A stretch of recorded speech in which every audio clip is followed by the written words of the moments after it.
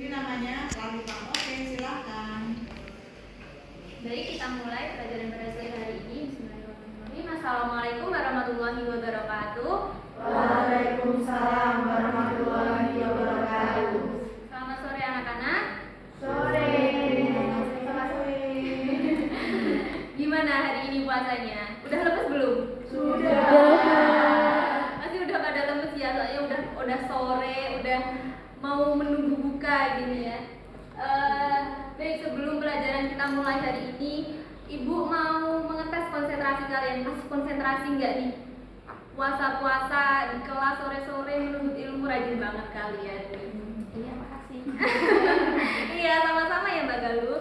Baik, ini kita akan melakukan game sederhana dulu. Nama gamenya adalah Bos Berkata. Jika Ibu bilang ada kata bos berkata, kalian harus harus melakukan gerakan di ucapan Ibu tersebut. Apabila tidak ada, jangan menirukan. Tes konsentrasi ya. Kita mulai dulu. Bos berkata, pegang hidung. Pegang hidung, ayo pegang hidung. Bos berkata, pegang mulut. Bos berkata, pegang kuping. Bos berkata, pegang mata. Matanya mana? Bos berkata, pegang alis. Alis. Pegang mulut. Ayo, nggak ada bos berkata. Ayo konsentrasi. Ya, masih percobaan, nggak apa-apa. Yuk, ulangi sekali lagi. Jika ada kata bos berkata, ikuti. Kalau nggak ada, jangan diikuti. Oke? Oke. Yuk. Bos berkata, pegang telinga. Bos berkata, pegang mulut. Bos berkata, pegang hidung. Hidung mana? Ayo konsentrasi. Hidungnya mana? Hidungnya pindah tempat ya, Mbak. Oke. Ya. Bos berkata, pegang mulut. Bos berkata, pegang hidung. Pegang mata. Ayo. Oke. Ya, jadi masih kelihatan nih siapa yang masih konsentrasi dan siapa yang kurang gitu. Mungkin pada lapar ya, nggak apa-apa. Oke, hari ini kita akan membahas mengenai melobi atau lobbying. Nah, dengar nggak kata melobi atau lobbying ini? Nah, oke. Sebelumnya ini Ibu ada video sebagai contoh.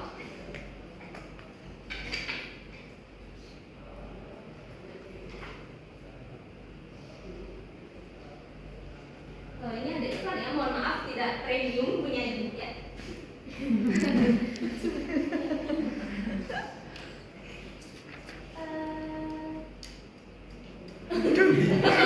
Iya.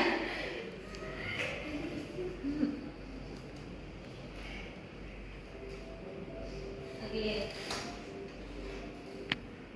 Kita lihat dulu sebentar.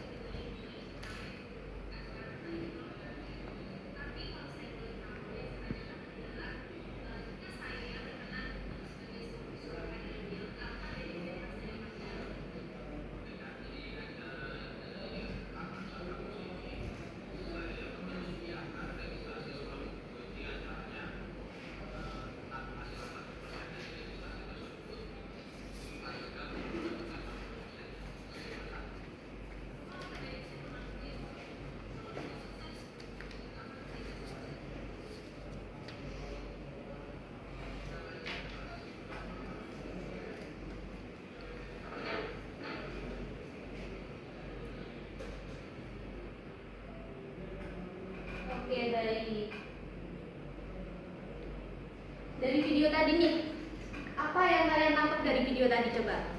Ada yang bisa menjelaskan? Silakan Mbak Galuh. Jadi Kak Delinya tadi melobi sama maaf saya pakainya perempuan sama cowok ya. Iya, nggak apa-apa. Jadi Silakan. yang cowok itu melobi ke ceweknya buat jadi sponsorship di acara kampusnya. Nah, itu merupakan salah satu cara bernegosiasi secara informal. Itu tidak? Ya, betul. Ya, bagus sekali jawaban dari Mbak Galuh. Tadi contoh yang di video tadi adalah contoh dari melobi atau lobbying. Kata melobi sendiri berbeda ya dengan kata dari lobby. Kalau lobby itu berarti tempatnya, tempat kita melakukan negosiasi. Tadi di mana tempatnya? Di warung. Jangan keliru sama makanannya ya, karena kalian lapar gitu. Terus kalau lobbying itu adalah kegiatannya, kegiatan untuk bekerja sama untuk menarik perhatian klien untuk agar kita bisa bekerja sama. Selanjutnya, di sini karena ibu tahu kalian sudah lemes, sudah lapar ya, sudah sore juga, kita akan mempelajari 2 bab saja mengenai pengertian lobbying dan karakteristik lobbying. Yang pertama, pengertian lobbying. Pengertian lobbying menurut Anwar tahun 1997 adalah suatu upaya informal dan persuasif. Ingat di sini informal dan persuasif. Lobbying sendiri bersifat informal atau tidak resmi, jadi bisa dilakukan di mana saja dan kapan saja. Dan persuasif yaitu artinya saling mempengaruhi. Melobi itu bisa mempengaruhi klien, mempengaruhi orang yang kita ajak bicara seperti itu. Yang dilakukan oleh suatu pihak ini bisa perseorangan, kelompok, swasta atau pemerintah yang memiliki kepentingan. Jadi melobi itu tidak asal melobi, tapi juga memiliki kepentingan tertentu untuk menarik dukungan dari pihak-pihak yang dianggap memiliki pengaruh atau wewenang. Pola ini lebih menekankan bahwa lobby adalah untuk membangun koalisi, membangun kerjasama dengan organisasi-organisasi lain yang bertujuan untuk mencapai kepentingan, mencapai tujuan bersama dari perusahaan kita. Selanjutnya adalah karakteristik melobi. Karakteristik ini adalah ciri khusus dari melobi. Apa sih yang membedakan dari lobby dan negosiasi? Tadi tuh sebenarnya di video itu lebih antara melobi dan negosiasi. Sebenarnya melobi itu lebih kepada tadi informal. Tapi kalau negosiasi sudah masuk ke dalam tahap formal. Jadi sebelum kita bekerja sama, sebaiknya kita melakukan lobbying dulu kepada klien atau kepada teman-teman, biar teman-temannya itu nggak kaku banget gitu pas masuk ke dalam negosiasi atau dalam bentuk formalnya. Berikut karakteristik lobbying. Yang pertama, bersifat tidak resmi. Tadi bersifat tidak resmi atau informal, dapat dilakukan di luar forum atau perundingan secara resmi disepakati. Bisa dilakukan di luar forum, sebelum rapat dimulai, itu namanya lobbying. Yang kedua, bentuknya dapat beragam, dapat berupa obrolan yang dimulai dengan tegur sapa atau melalui surat. Misalnya, kita bertemu dengan klien di jalan atau bertemu dengan teman di jalan itu, bertegur sapa, bagaimana kabarnya, hari ini ngapain aja, itu sudah termasuk dalam melobi gitu. Melobi mempereratkan, juga bertujuan untuk mempereratkan antara orang satu dengan orang lain, misalnya dengan perusahaan satu dengan perusahaan yang lain. Melalui surat ini biasanya digunakan oleh perusahaan-perusahaan besar yang biasanya waktunya itu terbatas. Jadi seperti membuat janji dulu melalui surat, habis itu akan bertemu di mana sebelum melakukan rapat, sebelum melakukan negosiasi yang lebih formal. Biasanya kan diselingi dengan lunch, dinner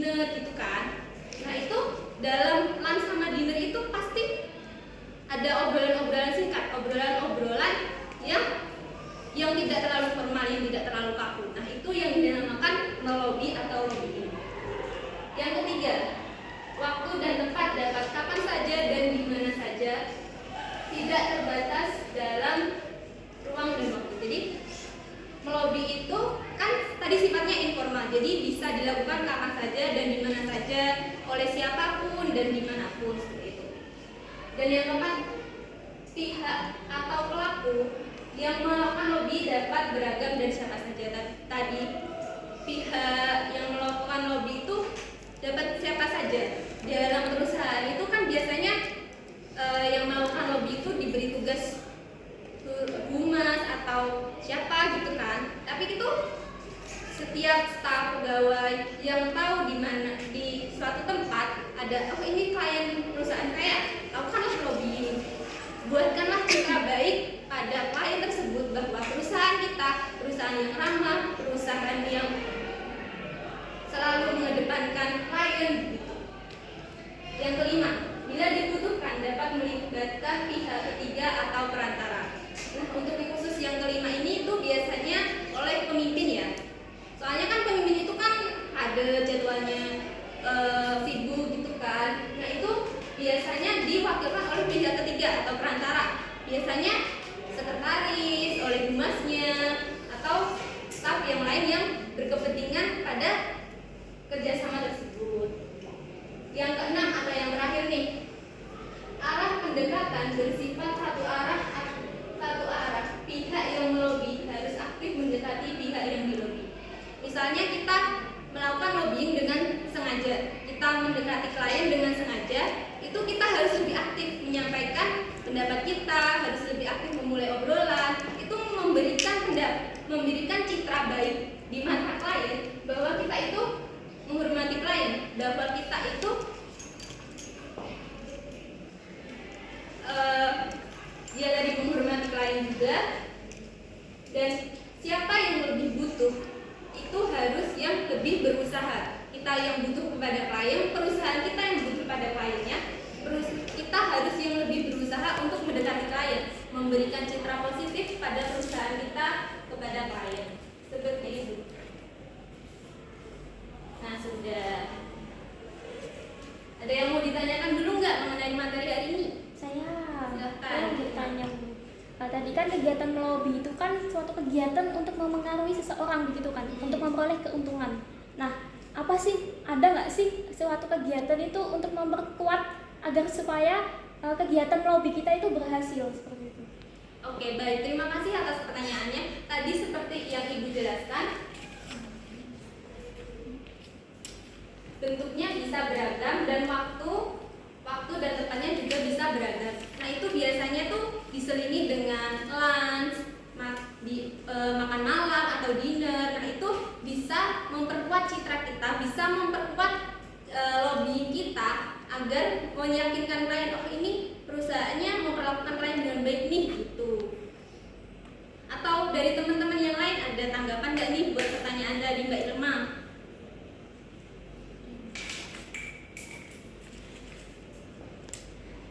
Kalau tidak ada, apakah ada yang ditanyakan lagi?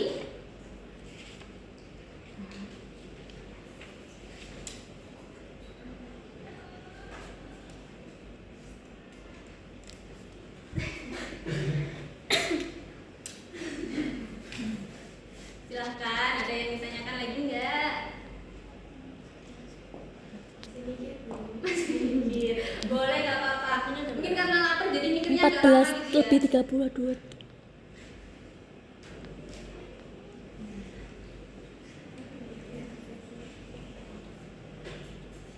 Ya Bu, Silahkan. kalau dari segi efektivitas itu lebih efektif melobi